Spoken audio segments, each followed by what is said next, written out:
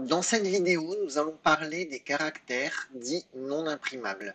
Les caractères non imprimables n'utilisent pas d'encre lors d'une impression, mais ont un impact sur le document.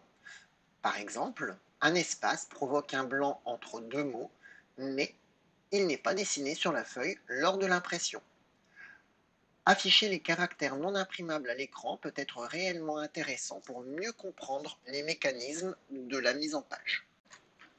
L'outil qui permet d'afficher à l'écran les caractères non imprimables se trouve dans le ruban Accueil et plus précisément dans le groupe Paragraphe. C'est ce bouton-ci. Quand on clique sur ce bouton-ci, à l'écran sont affichés tous les caractères dits invisibles, non imprimables.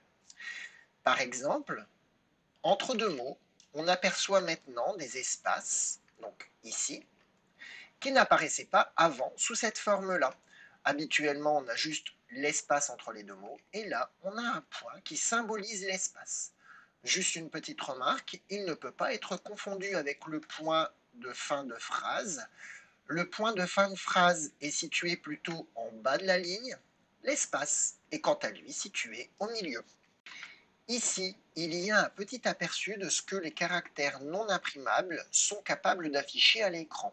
Cette liste n'est pas forcément exhaustive et il est assez probable que j'ai oublié de vous montrer des choses. Nous avons déjà parlé des espaces. Concentrons-nous maintenant sur ce symbole-ci à la fin de la phrase. Ce symbole-ci indique la fin d'un paragraphe. La fin d'un paragraphe est en fait l'action que je réalise quand j'appuie sur le bouton Entrée. Si jamais je souhaite retourner à la ligne sans commencer un nouveau paragraphe, à ce moment-là, je vais appuyer sur les touches majuscules et Entrée. Par exemple, ici, si je souhaite retourner à la ligne mais sans pour autant commencer un nouveau paragraphe, je me mets devant le V de vous et j'appuie sur la flèche qui me sert à faire les majuscules. Attention, pas la touche verrouillage majuscule, mais bien majuscule, et Entrée.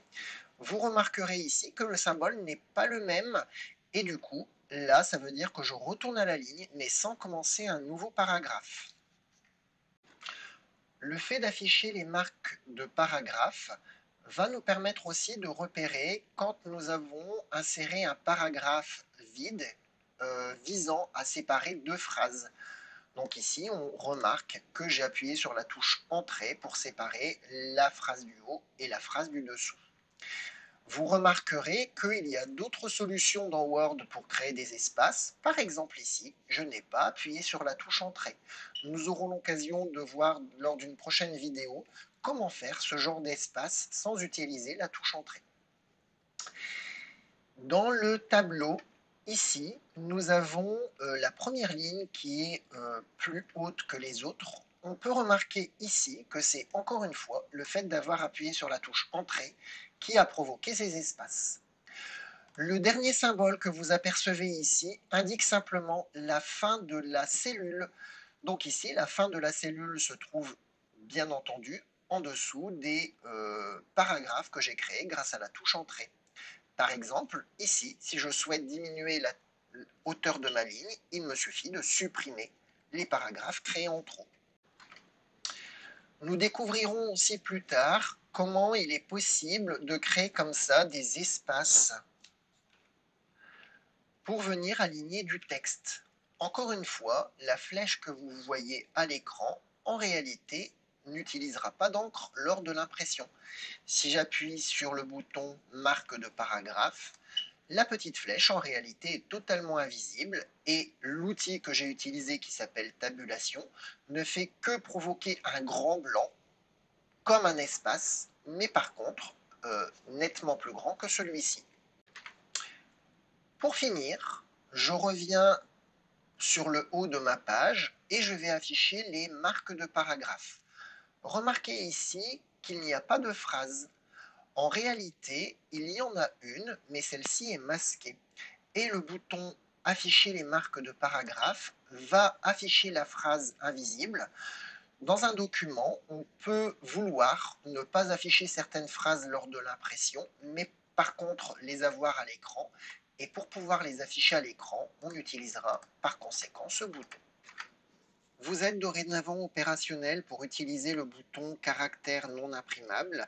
Je vous encourage vivement à l'utiliser car il va vous faciliter la vie lorsque vous allez vouloir faire de la mise en page. Si jamais il vous perturbe lorsque vous écrivez votre document, vous pouvez le désactiver durant cette période, mais c'est une question d'habitude. À force de l'utiliser, vous allez y prêter de moins en moins d'attention à tous ces symboles qui peuvent éventuellement vous parasiter au départ.